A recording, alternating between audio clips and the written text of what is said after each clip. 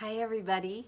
For those of you who saw my video post last week, I talked to you about the holiday shelf and I recommended some of my favorite holiday reads and gave you a peek at my holiday shelf.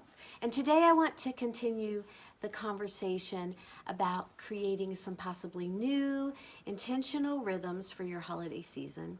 Rhythms or maybe new traditions that serve to slow us down and savor this very short season and hopefully enjoy more deeply the things that matter to you. Today's idea is called the holiday friendship. There are so many ways that we can celebrate relationships during the holiday season. But I'm not talking here about holiday parties or gift exchanges or cookie exchanges.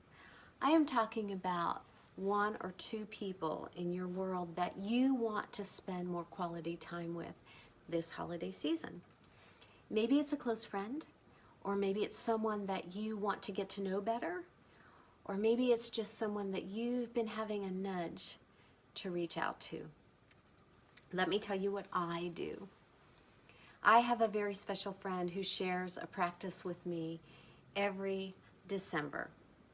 In my last video, I spoke a little bit about this book, The Greatest Gift by Ann Voskamp, and it's really become a cornerstone of my holiday season. I begin every single morning with this in December. It's a devotional, an Advent devotional that reaches all the way back into the lineage of Jesus and takes us throughout history up until his birth. And I read it every year, but I get something new out of it every single year. So every December 1st, my friend and I text or call each other and say, "It's time, have you taken it off the shelf?" And we set about, kind of on our own, going through this book.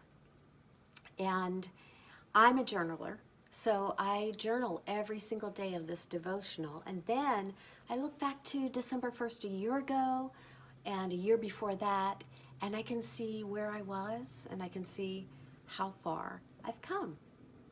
And then what she and I do is we take each other out for our Christmas coffee. When all the world is shouting, do more, clean more, shop more, decorate more, we are sitting in a coffee shop for 2 or 3 hours just talking about our gleanings from our reading this year and celebrating our friendship. We have no great burdensome agenda.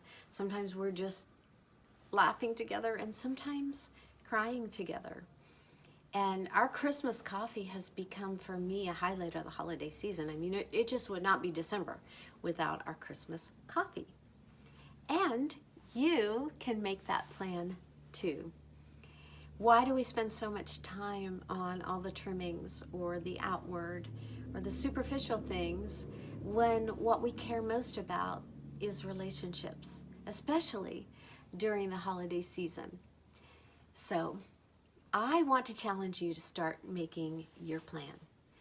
Who is the person that you want to encourage or notice or love on or just share some more meaningful moments with this December? You can treat them to a Christmas coffee. It can be so joyful and so simple because all you need is a friend, really.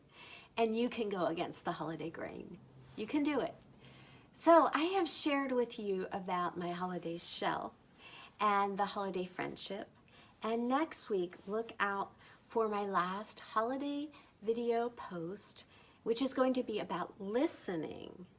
So please comment if you're inspired to do something like this, the Christmas coffee, and slow down and savor because it all goes so quickly.